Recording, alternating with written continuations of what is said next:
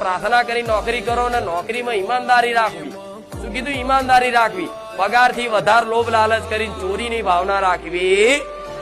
ધંધો કરતા તો ધંધો આગળ કરીને, અગરબત્તી કરીને, કુળદેવીને આગળ કરીને, મન મેલડીને આગળ કરીને કરો, જે ધંધો કરતા હોય એ.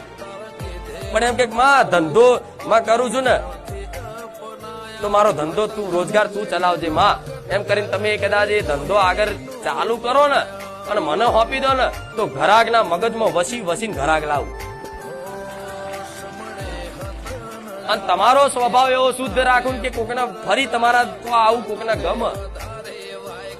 પણ અહીંયા તમે જો ચીટિંગ ને બેમાની કરો, ગ્રાહક ધંધાદારી વેપારી માણસ હોય એના માટે એનો ભગવાન, ગ્રાહક એનો ભગવાન કે ને, એનો જે ગ્રાહક હોય એ વેપારી માટે એનો ભગવાન છે.